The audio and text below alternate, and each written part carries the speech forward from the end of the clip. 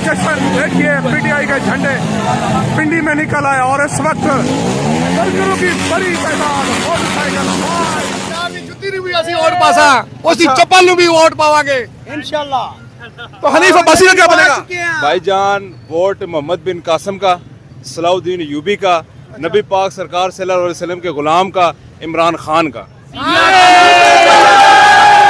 आगे बढ़ते हैं, आपको बताएं कि इंतखाबात 2024 में खैबर पख्तूनख्वा को बड़े बड़े बुर्ज गिर गए हैं। इमुल वली, अमीर मुकाम, हैदर होती और आफ्ताब शेरपाव अपने आबाई हलकों में शिकस्त से दो चार हो गए। सिंध से बलूचिस्तान से तो किए जा रहे हैं, लेकिन पंजाब और खैबर पख्तूनख्वा से नहीं, जहां पर बड़ी लीड से तहरीक इंसाफ आगे गई। यही लगता है कि इंडिपेंडेंट आगे है। अब ये आगे चल के जो रिजल्ट कंपाइल अप होते हैं उनमें क्या नक्शा बदलता है। हत्ता कि मैंने देखा कि नवाज शरीफ भी चंद वोटों से पीछे थे यास्मीन राशिद। नमस्कार दोस्तों, जय हिंद। दोस्तों, पाकिस्तान में इमरान खान की इंडिपेंडेंस उम्मीदवार बड़ी तादाद में जीत दर्ज कर चुके हैं, लेकिन पाकिस्तान की फौज अभी भी पाकिस्तान के नतीजों को बदलने की कोशिश कर रही है, क्योंकि सबसे पहले पाकिस्तान में इमरान खान के समर्थक 150 सीटों पर आ गए थे, लेकिन पाकिस्तान की फौज घटाते घटाते 120 के करीब ले आई है। क्या है पाकिस्तानियों का रिएक्शन? वीडियो को स्टार्ट करते, लेकिन उससे पहले यदि आपने हमारे चैनल को सब्सक्राइब नहीं किया तो सब्सक्राइब करें, वीडियो पसंद आए तो लाइक करें, कमेंट करो, शेयर करें। अब कहा यह जा रहा है, रिपोर्टर्स इस चीज को शेयर कर रहे हैं कि नताइज बदले जा रहे हैं, तब्दील किए जा रहे हैं और इसको मॉनिटर किया जा रहा है कि किस तरह से अब तहरीक इंसाफ के लोग, आज़ाद उम्मीदवार जो जीते हैं, उनकी जीत को हार में बदलना है। मार्जिन बहुत ज़्यादा था, लिहाजा इसमें टाइम लग रहा है। मैं आपको पहले भी आगाह करता रहा हूं कि धांधली नहीं, धांधला करना पड़ेगा। फॉर्म 45 जो है उसका सिलसिला रोक दिया गया। फॉर्म 45 वो होता है कि किसी भी पॉलिटिकल पार्टी का या किसी उम्मीदवार का पोलिंग एजेंट होता है, जिसको इजाजत होती है कि गिनती के दौरान वो देख सकता है, उसके बाद उसके साइन लिए जाते हैं। वो फॉर्म 45 कुछ तो आए, और जिब्रान नासिर कराची से इलेक्शन लड़ रहे थे और वो भी आज़ाद उम्मीदवार के तौर पर थे। उन्होंने खुद बताया है कि 42 फॉर्म मेरे हाथ में है, और मैं आपको बता दूं उसके बाद अचानक ये सिलसिला रोक दिया गया। नंबर 1 पर तहरीक इंसाफ थी, नंबर 2 पर जमात इस्लामी, और उसके बाद फिर मेरा नंबर था जिब्रान नासिर का। ये उन्होंने खुद बताया है वीडियो पैगाम के जरिए। उनका मेरा फर्ज है, क्योंकि एक अमानत है, चाहे मैं आगे नहीं हूं या जीत नहीं रहा, लेकिन मुझे बताना चाहिए कि हो क्या रहा है। तो अब आप ये देखिए कि फिर अचानक एमक्यूएम सामने आती है और अचानक से कहते हैं जी 18 सीटों पर हम जीत गए हैं। इलेक्शन कमीशन कुछ नहीं कहता और बिल्कुल सारी कहानी बदलने की कोशिश होती है कि जो जीत है उसको हार में बदला जाए। इसके साथ एक और बहुत बड़ी खबर ये आई कि अडयाला जेल के बाहर बड़ी एक्टिविटी देखी गई है। वीवीआईपी मूवमेंट कहें या वहां पर सिक्योरिटी बढ़ा दी गई है। फिर सबने सवाल किए कि क्या हो रहा है अडयाला जेल के बाहर जो सड़क है, ये अडयाला जेल के इर्द गिर्द ये गैर मामूली सिक्योरिटी अचानक से क्यों कर दी गई है, क्या कोई मूवमेंट है, ये सवाल पूछे जा रहे थे। फिर आप जानते हैं इससे पहले ये चीज रिपोर्ट भी हुई, वीडियो भी सामने आई। चीफ इलेक्शन कमिश्नर अचानक कहीं चले गए, फिर वापस आए हैं। 3 घंटे तक वो कहां गायब रहे, वो क्या करते रहे, और फिर ये भी खबरें गर्दिश की कि शायद वो इस्तीफा ही दे दें। तो ये सब जिस तरह से हो रहा है, मैनिपुलेट करने की कोशिश हो रही है, लेकिन बहुत देर हो गई, लोगों को समझ आ गई, इतनी तादाद में लोग निकले, बड़ा क्लियर मैंडेट तहरीक इंसाफ को मिला। अब जो हो रहा है वो ये है कि इस क्लियर मैंडेट को, यानी जो क्लियर मेजॉरिटी है तहरीक इंसाफ की, जो 2/3 तक नजर आ रही है, बड़ी क्लियर मेजॉरिटी थी उनकी, तो उसको अब किस तरह से कम करना है, कंट्रोल किस तरह से करना है, या कम से कम इस पोजीशन तक ले आए कि हम किसी तरह से पीपल्स पार्टी को लीड में रोल देते हुए, कोई नून लीग को साथ मिलाते हुए कोई गवर्नमेंट बना सके, जो बहुत मुश्किल हो गया है, बहुत मुश्किल हो गया। लेकिन अब जाहिर है कि ये पिछले 2 साल जो कुछ किया गया है, बल्ला छीनना, लोगों को गिरफ्तार करना, कागजात नामजदगी छीनना, केसेस बनाना, जो भी कुछ किया गया वो इसलिए तो नहीं किया गया कि तहरीक इंसाफ को इस तरह से 2/3 मेजॉरिटी दी जाएगी। तो लोग आगे आ गए, लोग निकल आए, वोटर्स, सपोर्टर्स, कौम, उन्होंने अपना फैसला सुना दिया। अब जाहिर है कि फैसला साज भी इस फैसले को बदलने की तो पूरी कोशिश कर रहे हैं, मगर अब बड़ा मुश्किल हो रहा है, और जितनी भी लीड कम कर लें फिर भी मेजॉरिटी तहरीक इंसाफ की नजर आती है। अच्छा, उसके बाद यह है कि कितना तोड़ेंगे। आज़ाद उम्मीदवार की हैसियत में है, कुछ को इधर उधर कर देंगे, कुछ को जनाब पीपल्स पार्टी की तरफ जाके, ये भी एक सोच चल रही है कि पीपल्स पार्टी को लीड रोल दे दिया जाए, अगर वो इस पर मानते हैं, क्योंकि नून लीग इतनी मायूस हो चुकी है के मुकाबले में। इवन शहबाज शरीफ भी मुझे वो अर्ली पोल्स के मुताबिक पीछे नजर आए, अर्ली रिजल्ट्स के मुताबिक पीछे नजर आए। तो इट्स चैलेंजिंग इलेक्शन।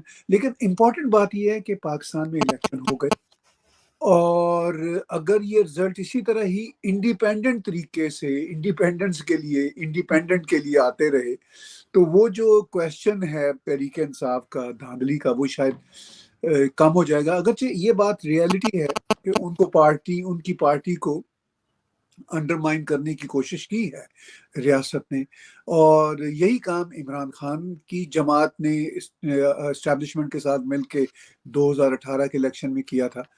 तो लेकिन ये बात जो अभी तक इंडिपेंडेंट की, अभी तक जो अर्ली रिजल्ट्स आ रहे हैं, जो आगे हैं, और independent of course Tehreek Insaf के ही लोग हैं ज़्यादातर, तो इससे तो यही है कि इमरान खान को फ़ायदा मिल रहा है विक्टिमहुड का, और उनकी पॉपुलैरिटी भी है ग्राउंड पे। मैंने कभी भी इस बात से इनकार नहीं किया कि उनकी पॉपुलैरिटी भी है, लेकिन सवाल ये पैदा होता है कि पाकिस्तान की जो भी अब अगली गवर्नमेंट बनती है, जो बहरहाल हंग पार्लियामेंट होगी, ये बात तो तय है, जो मतलब किसी की मेजॉरिटी नहीं होगी वाज़े तौर पर, तो हंग पार्लियामेंट होगी। और ये जो इंडिपेंडेंट बन रहे हैं, इनको इंडिपेंडेंट बनाया भी इसलिए गया है कि फिर देखेगी एस्टैब्लिशमेंट कि किसको किसके साथ मिलाना है, तो वो उससे फिर जो सरकार बनेगी वो बनेगी।